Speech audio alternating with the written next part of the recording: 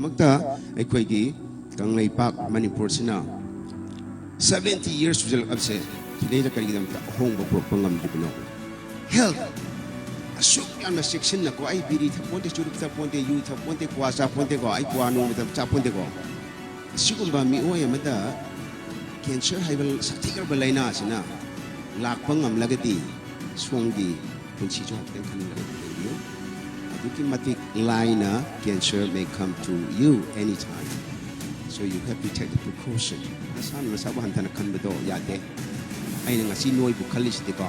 Tunggi yumbiren. Tunggi mapi mapower kadaba kung mayano matik mayay le badumba na harun ni hanay na kalim ko ngasi if you have the desire, if you have the passion, if you have that strong love, if you have that goal to be a leader, yes, so ay na noy oy bang ngam niya aduna ni say mamang is panikip daw to have a goal, to have a destination is so important to be successful in life. When she the my pake, any field the cock when she the my pake hargati.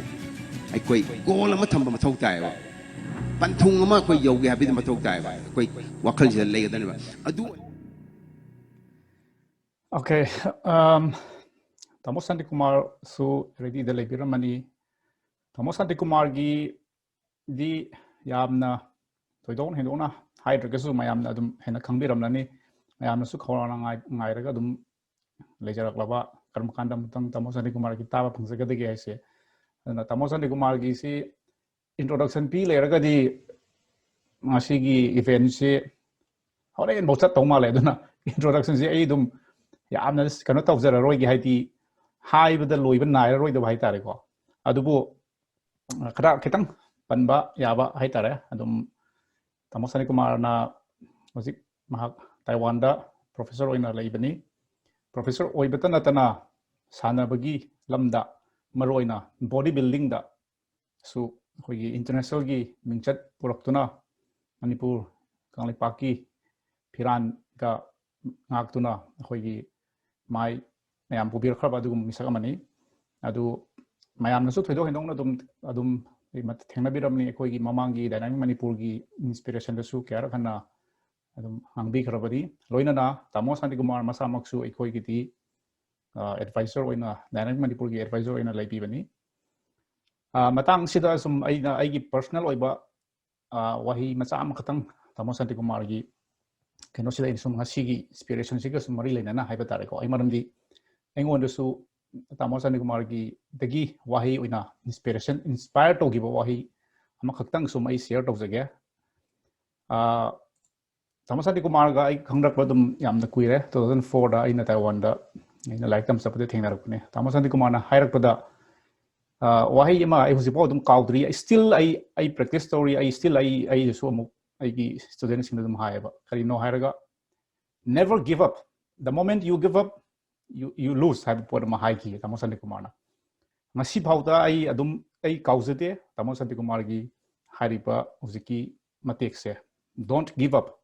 if you give up you lose have se aduna give up tawdraga di adum soidana phangani masi gi si maroina youth sing da naha sing da khoi gi message se Ngangbam Shantikumar pivi gi message si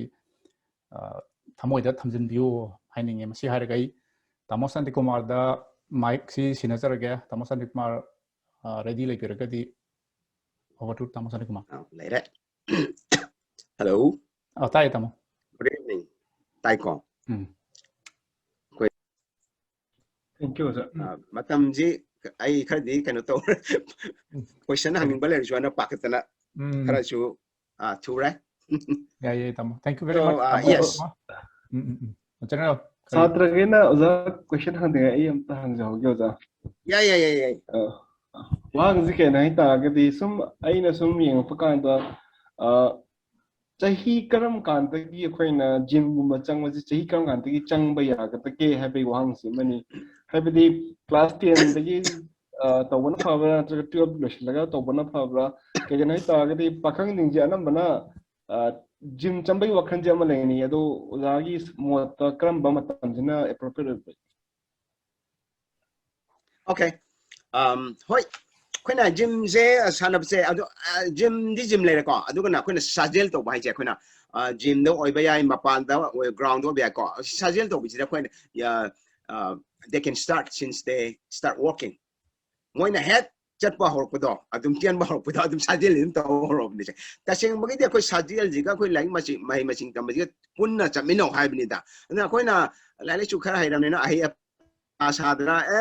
ma pasina natraga uja sina hai ga khang de ai pasada noi sana di noi lai lai chu to da mai pak ngomoi ko noi aju to ngomoi ko na to hale sana bse ko si aran bane bse maran da ko ne leng ba hol ko de ko sana bse pam la abne ba andagi ko na lai lai chu tam ba he ko ko de ma hol abne ma tam bai je ani je punna cha mino ha na no ai pasada na ko na ani je to khai na tham bi re ade ko na loi kana bse phang dre ba andina hoi na sai gym gi matang da ha ga di ko any sanaport se akoi sana bide dum sajel to dum hobo yare akoi ye class 10 gi akoi ye 12 ki sana ro sing loina hobo yare sana ba ado hoi gym da chat ga ha ga ko it is better to start from 15 maram dia akoi gym da chat pa ha ni jor chai thang lak ni na arum ma thang lak ni na akoi na saru ji yam no ra ga di ma pung pha dra ga di nungai ta ba ado na akoi na traunga sei traunga ga sura de dum sana ba yare ado ai sum khan ba no metric tharam dai de dum yoro mani ko metric tharam da yide sei traunga dum sura bane aduna so right from tomorrow you can start going to gym or going to the ground or whatever you can yes topa question hangning ba interaction toning ba Tamo Shantikumar thang ba tanja phang buse anybody from participants adum mic unmute torga dum hang bibe yani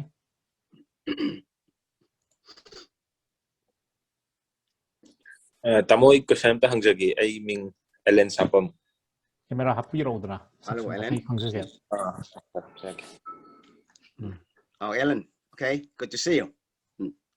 Thank you amo tamo wari sing do ai ga yan relate to bungam bai dai tamo lu shan Instagram gum do pau phone na jagre ai physics master tawjari Manipur University da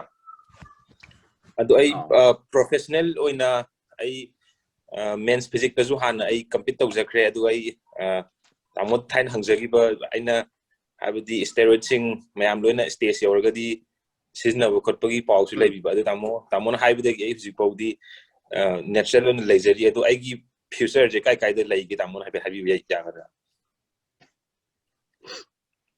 Ellen ju master de kari tawge master in environmental science the master tawjari sa okay so you have two ways.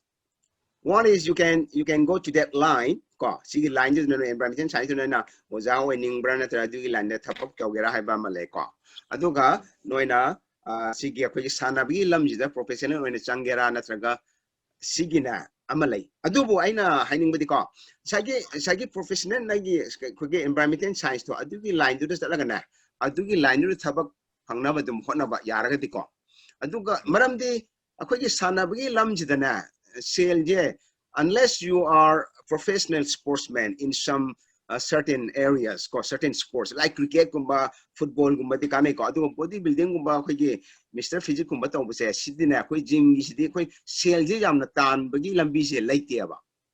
ko ada America da ko de hoi moi gym chao chao hangna chum da de dum ya ba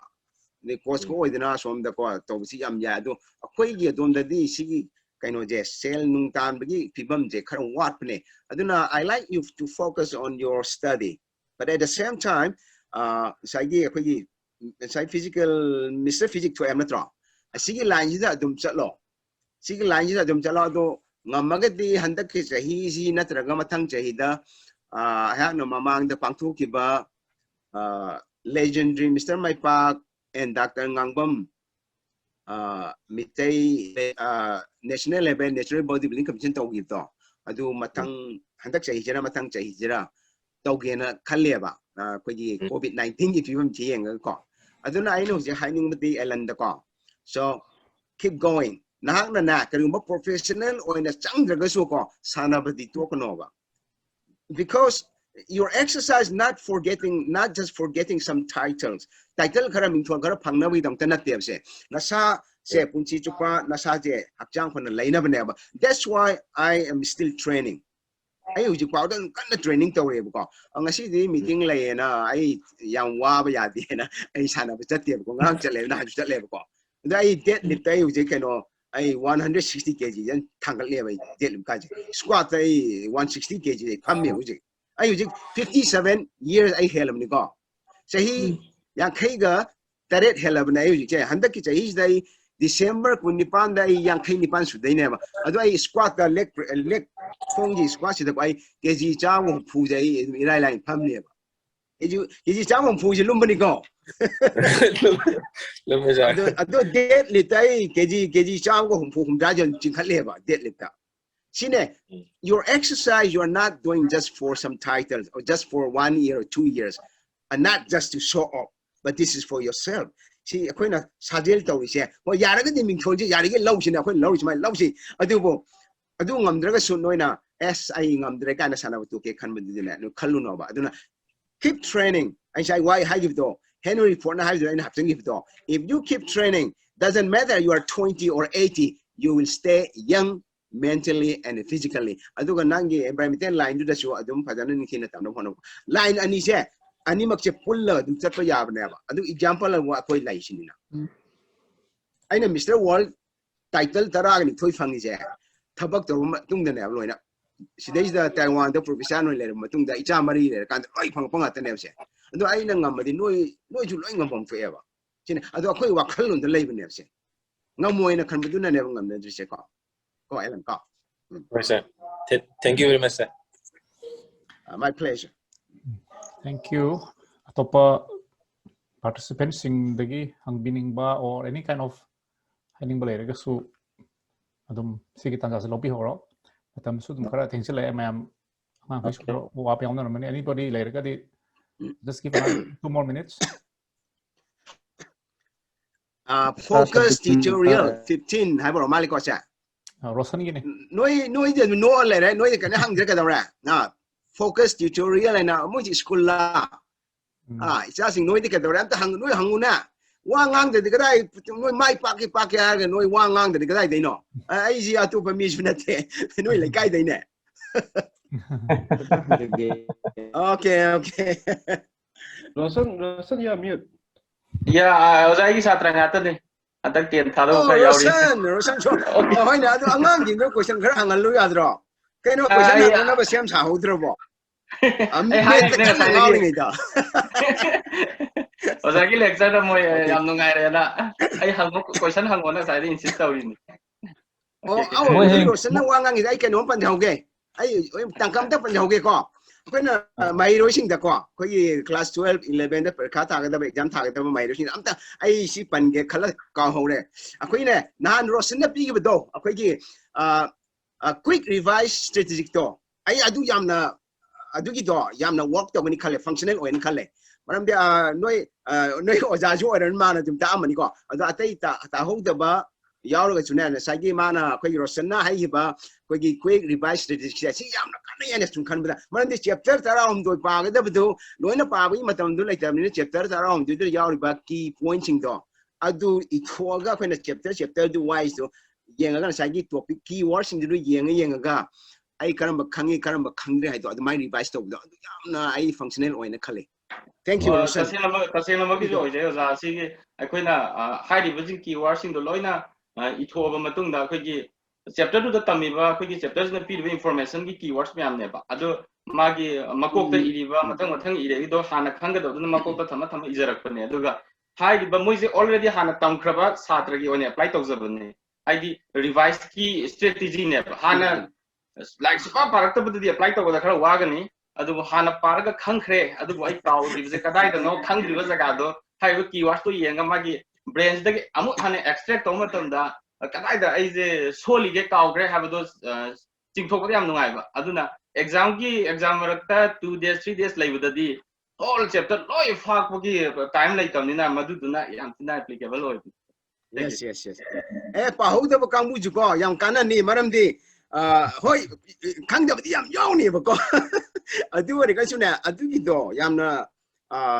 functional oi ba shortcut oi ba yamna fajabe strategic na na law aina yamna functional aina ta ya ba ko adu aina live ti ta ho dra adu aina ko na ꯊꯥꯔ ꯌꯦꯡꯕꯅ ꯑꯗꯨꯒꯤꯗꯣ ꯌꯥꯝ ꯐꯩ ꯑꯗꯨꯒꯤꯗꯣ ꯃꯣꯏ ꯇꯥꯍꯧꯗꯕꯁꯤꯡꯗꯨꯅ ꯀꯔꯤꯒꯨꯝꯕ ꯇꯥꯍꯧꯗꯕ ꯂꯩꯔꯒꯁꯨ ꯑꯩꯈꯣꯏꯒꯤ ꯔꯣꯁꯟꯅ ꯉꯥꯡꯉꯤꯕꯗꯣ ꯑꯩꯈꯣꯏꯒꯤ ꯗꯥꯏꯅꯥꯃꯤꯛ ꯃꯅꯤꯄꯨꯔꯒꯤ ꯌꯨꯇ꯭ꯌꯨꯕꯇ ꯌꯥꯎꯕꯅꯦ ꯑꯗꯣ ꯃꯥꯒꯤ ꯁ꯭ꯄꯤꯆꯇꯨꯗ ꯑꯩꯈꯣꯏꯒꯤ ꯂꯣꯏꯅ ꯇꯥꯕ ꯅꯣꯏ ꯃꯇꯝ ꯂꯩꯇ꯭ꯔꯒꯁꯨ ꯀꯣ ꯂꯣꯏꯁꯤꯜꯂꯛꯄꯒꯤ ꯑꯗꯨꯋꯥꯏꯗ ꯃꯥꯅ ꯄꯟꯈꯤꯕꯅꯦꯕꯀꯣ ꯑꯗꯨꯒꯤꯗꯣ ꯇꯥꯕꯤꯌꯨ ꯌꯥꯝ ꯀꯥꯟꯅꯕ ꯐꯪꯉꯤ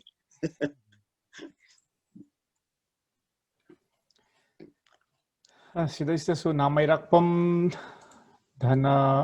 ꯁꯤ ꯀꯅꯥꯅꯣ ꯁꯤꯗ ꯃꯣꯏ ꯒ꯭ꯔꯨꯞ ꯑꯃ ꯌꯥꯎꯔꯤ ꯎꯔꯦ ꯎꯔꯦ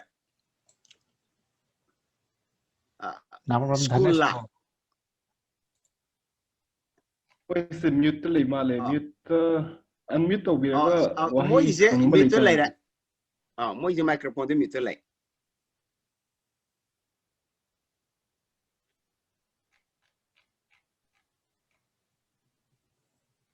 ꯅꯥꯃꯩꯔꯥꯛꯄꯝ ꯙꯅꯦꯁꯣꯔ ꯍꯣꯏꯒꯤ ꯇꯤꯝꯗꯩꯁꯨ ꯀꯔꯤ ꯀꯩꯅꯣ ꯈꯔ ꯍꯥꯏꯅꯤꯡꯕ ꯑꯗꯨꯝ ꯐꯣꯡꯗꯣꯔꯛꯎꯗꯅ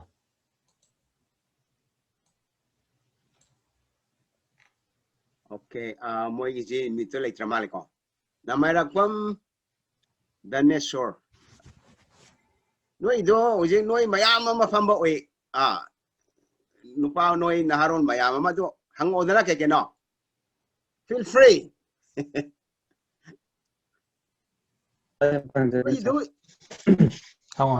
गोपी लाइश्रम गोपी लाइश्रम नोई गिरो ओके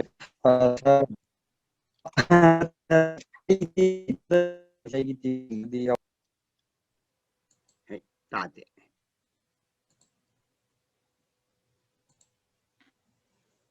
गोपी की सी ताते तत्खर माले कनेक्शन खतन भी गोपी की सी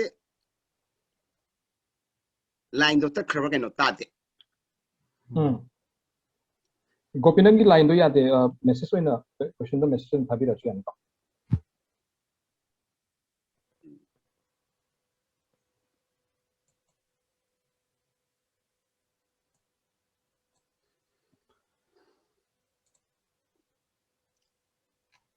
नत्रगा चैट इरगा दुम थारा सुयाको हंगा सुयाको गोपी से मुक संगदी संगे याब्रा लास्ट अटेम्प्ट मुतंग तौबिरो गोपी तारगदी नेटवर्क खितंग नुवाइतबैको अई मपान थोरचबने अदो अइना हंजनिंगिजे सेंगना मतंदा अखोगी अदगी सा सति मादगी ताजनिंग मजा अखोई रेगुलर एक्सरसाइज हाइजे एवरी होजिकी मतमजिदा एक्सरसाइज याम दरकार ओय हाय अदो होजिकसे अखोजी सेंगना थबोगमा तबो मतंदा सांग नाइना तौबसे सेंगना मतंदा तौरिबा तबक्सिना के हाइनी सांग नाइबसिदा एग्जांपल खुदम ओइना हाबदा अयु सिंगना हौवे अदो हौब काजिदा अखोइना के हाइनी हैबिट अमा ओइना थमनबसे इसादा हेना हैबिट अमा ओहनबसी अहामदे मी खरामसी साइकिल बुलिबनी एग्जांपल काइंड द वॉकिंग जी एक्सरसाइज या मरो ओइना हाय द थबक्ति तौरिबसिदा हेना हाइनी मी जिंजे होजि मतम जि कने साइकिल बु लेरगजु एक्सरसाइज तौनब मतम खरा को पार्ट टाइम तौमगा दो लेपम तौयेबा अदु रेगुलर अमा ओहनबा बसि इसादा कमाइने सुहनगने बसि मतम सादगी तानिंगबको तो अखोइना दि होजिकसि येंगा मी एक्सरसाइज हाइबसि द मौंग मालनबको एग्जांपल गाड़ी का लेदना साइकिल गजे होजि कन्न तौनयेबा आइगी ब्रदर का अखोइ अतांग तांग याम कोस्टली ओबे लेय तो नुमित पार्ट टाइम ओइदबा हाइदि लॉन्ग टाइम द एक्सरसाइज तौबा ngamgidaba asi kari dagi oigani ado tang okay asi regular ohoro taragati dali ko kano ne akhoi ne akhoi si akhoi habit formation haise akhoi habit ama sem bai je matam changi ko aduga akhoi habit sem ngamdri ji maram chu leba ina sai mamang da priority haibdo akhoi priority je pi da bane ba akhoi exercise da obasida walking chat pa du da natraga gym da chat pa da natraga akhoi lampak thoga sajil to base si masidais da masi yamna luna lumna लौदबा हाइदि priority द कोइना पीदबनेबा अतोपा थबक कोइना priority पीबा for example I थबक तने खंगदे अदगी इमानबो उनबा तने खंगदे नत्रगा कोइगी लाइक पाबरोम दने खंगदने कोइना अदोम दने हेना लूमना लौथोकवा लूमना लूना लौरगा आईगी साजिल तोबिसिबुना लाइन खनबदगी कोइना प्रायोरिटी दो पीदबदो अदुनाने कोइना कोई Moina मखाता चथबंग ngамdriche ande sidais da koina kariumba ko habit formation kariumba habit ama chang naina kariumba thabak ma chang naina tauge harga dina koina mioi bidugi mioi digi matung ina ko ko ye nimit che yam dabdana ko gi chayol na hum dagina na tha ani changba yai tha hum changba yai tha manga changba yai tha taruk changba yai ko sidi it depends on their how much time or how much they focus on their new habit sinam when moina ujik tawri ba habit to moina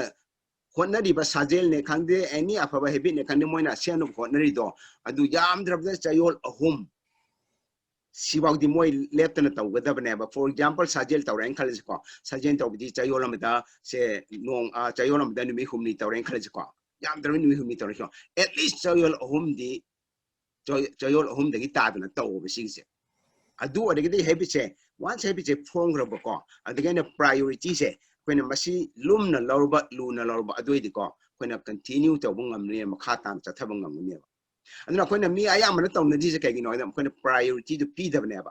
They don't give priority to exercise. When a healthy more than within Nadri and when I don't guarantee when I talk to never. They take it guaranteed. Huh? When I see my way that the Peter Avenue later, but anymore, I don't put a nigga and narrow it and come again. Talk three never do. Once I don't know, can say nada, but the way to come out of me. Yung na ako asukyan ako haksang seng na lady ba daging natural na sana dana natural diet taw dana asuking mati ako discipline and hingle ko da cancer ay balay na tak chung sa laim ne ado sana da noy mayam dadi kamay taw ni ado it will be even more easy right ado na ako na yam na checking da daban na nadring ay da ado na nadring ay ko na na ko no ba na na ko no sin ya ko na sajel to ba ay ado na ako ni priorities at people ko priorities people. So the question sir, how can we continue struggling without any tiredness or stress? How can one make possible? So the famong dale raga am pamaga adum wadana. Okay, yeah, can you see like oh, see na tiredness and stress, the environment is not your hair, like what the people say. And you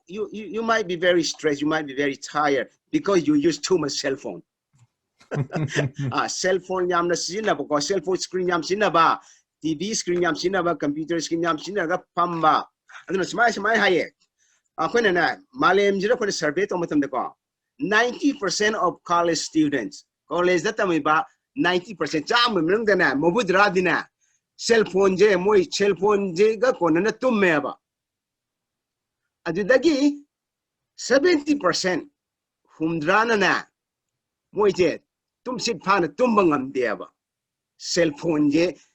sab toring da message piring da chat toring da Instagram toring da Twitter toring da ko adudagi 50% of college student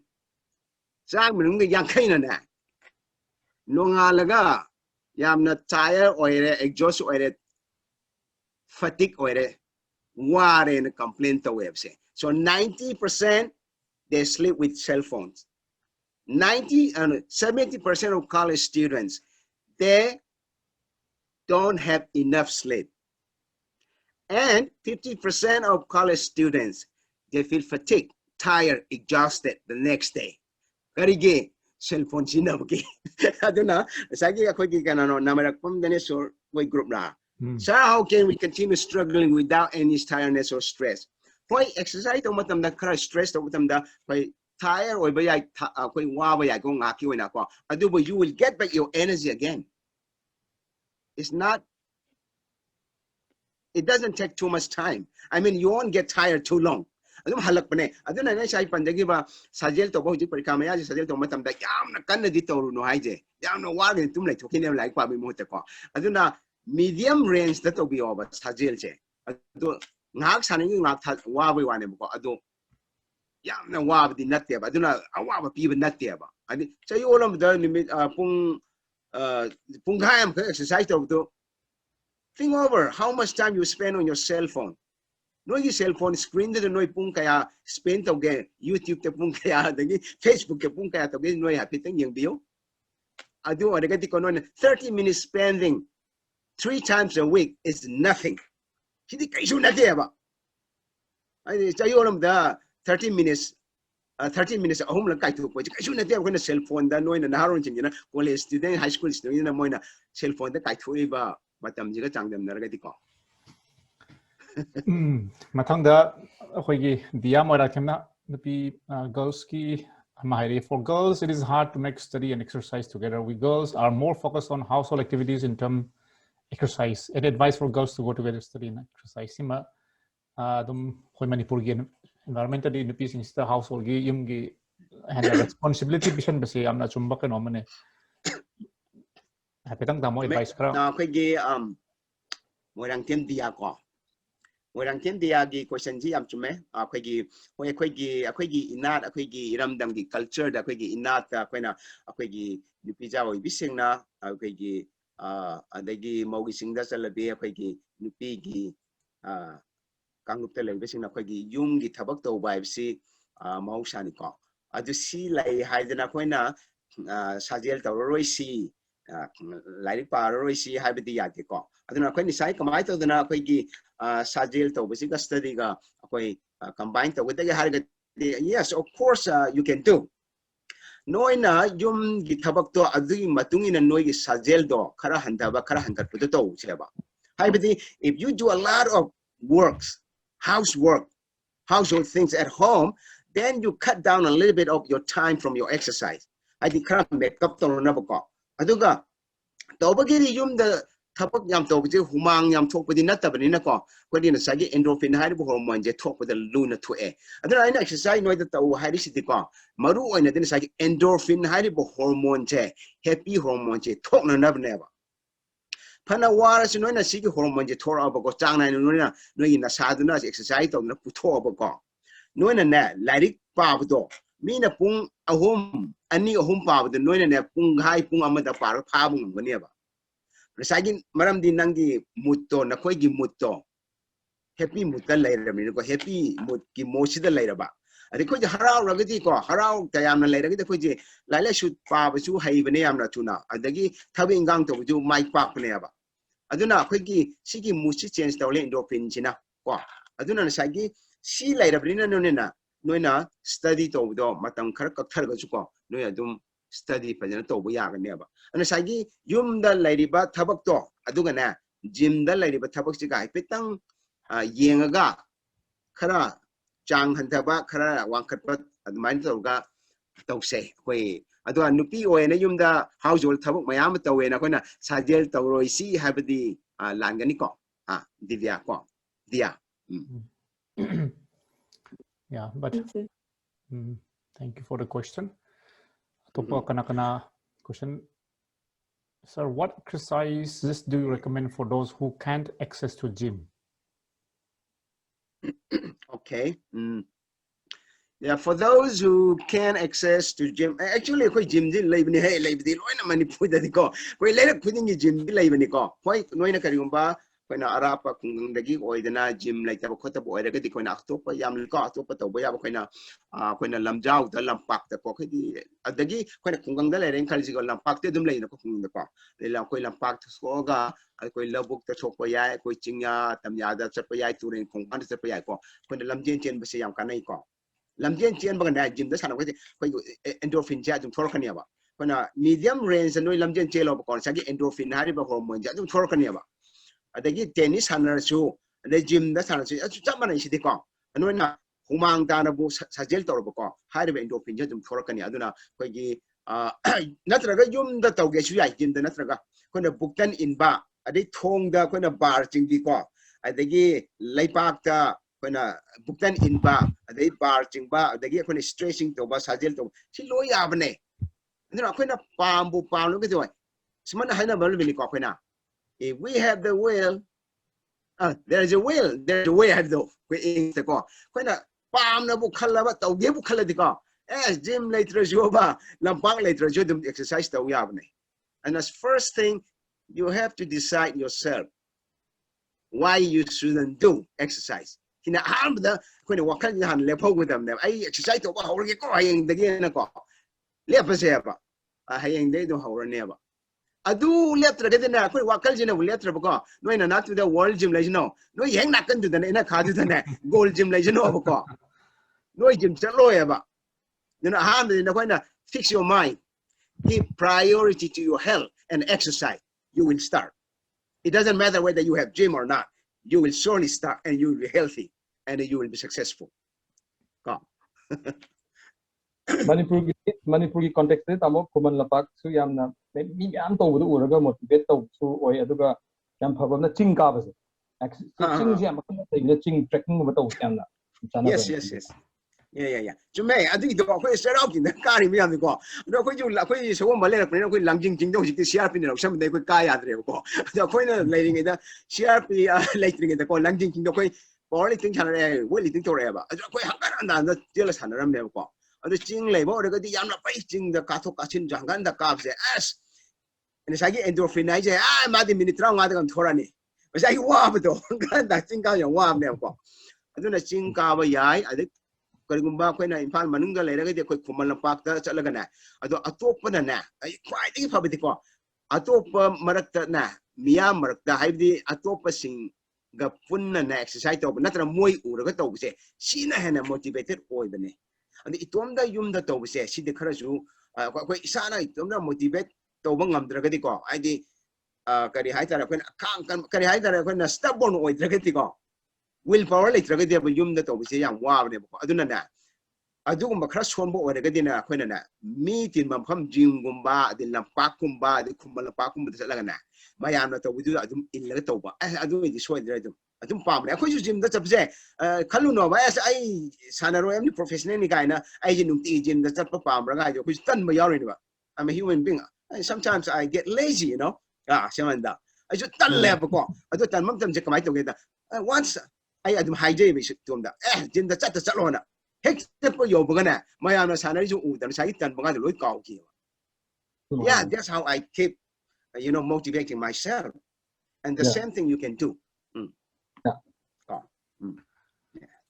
Okay, so matam si so things like nina ina kung to po kasi sulit ramale. I think masigi ako yung nagsatrace sa 17 episode yung inspiration kilo sila po ina. I would like to request Sapam Siamananda to give the conclusion remark and Ngangbam Shantikumar and speakers, everybody, thank you very much. Over to Sapam. Thank you, Vedan. Asam nungai tamo Shantikumar ji speech saja bangsi. So ako'y inspiration episode 17th Dynamic Manipur gi flagship event no na si ako'y COVID-19 gi pandemic laibadagi ako'y online offline ako'y kanoy na direct face to face to ngam on online da tawjabada ako'y si 4 days ata jarak pa si Ngangbam Shantikumar nang aga si chemistry tips ta ako'y Francis Sepe mamsung Ngangbam Shantikumar punna ako'y tawmin sa nungai kaya duga mamang da session ahum tawjakre everything ay mingway na panjaragi ako'y video amasung ako'y online videos YouTube channel amadi Facebook channel da Dynamic Manipur da loina ako'y pangbiragani aduna mayam si ako'y if anybody wants to see that those videos again, it's available. Aduga sige samlab na hajar da ako'y Francis Pem na chemistry tips khara pi na exam ki tips pi na overall magi experience life experience lagi mana kamaina ai tanga kamai amadi future class 12 or exam tha bagi tips khara so pi madu thank you once again Francis. We hope to meet in person someday soon. Aduga Ngangbam Shantikumar gi topic se hana balancing social life and sports hayam badagi balancing social life sports and study for a better academic performance and success in life and a high sangbokhraga nasagi tamona haurakpadagi hauna consider my pakpa mo igi ha oda isag mo igi hai tarabili karamaina akoina family gi support yahon gataba amasung akogi social network to concern ba adugi mathakta haksang phana layraga haksang phana lay panang sai tamona happy hormones hanjan hybrid endorphin pam ado tholaktana aduga mental health su yamna phana laybana ani mak sigi kanosina higi ahum strong social life including support from family aduga strong very good health adu tamona sa hanjan hybrid ko sai angang sing so ma'am sigi attendees ma'am kana not heta chatlaga yam sang to ba hafta am da ahum lag mai rakuma 30 to 45 minutes na tamam su pan bi chen bo ro chat bo ro ya majin chat bo ro adu ngasi gi samjal labda ngasi gi overall tamam sai last message do ayam tang hajar again one thing tamam has never give up last the success in life completely depends on you and doesn't depend on anybody else very good habits of sleep and health the habits formed of bina nasagi isa le dream ama hamaga dream do manglan do mangthau na ba kanna sai tamana last to tamana Mr. Asia or Mr. World oina bhana ba sahi 13 years sangi aduga even cancer na na phau da chang do fan le raga di adak yam tamsiba leina do tamana nakthop ngam ki na sai fan yedo I'm sure tamogi tips mayam si viewer tabi listening the viewers in the success way the yam sina kana bo bani han saje engon si isa muti jamba kana bo mo ki aduna so today is the end of this 4 days of the inspiration episode 17 akoi matung dasu episode kaya ama koi program hona jake speaker topak mayam so do I would like to thank all the participants, all the students from the coaching centers who are attending today for the sign up. Once again, thank you very much, and those who are viewing this event live on our channels, I will also request you to keep asking questions, keep supporting the Dynamic Manipur's vision and goals, and we will be back again very soon. And I again want to thank Vidhan for being this host over the over this whole event. So thank you once again to all the Dynamic Manipur members and advisors and all our senior members who are present today and have been supporting all the activities of Dynamic Manipur from the beginning. Thank you once again. So back to you, Vidhan. Okay, thank you very much to the Loshanjan Avatoroga. Good night, Mang Parasay. Good night, good night. Good night, all. Good night, all. Good night. Bye now.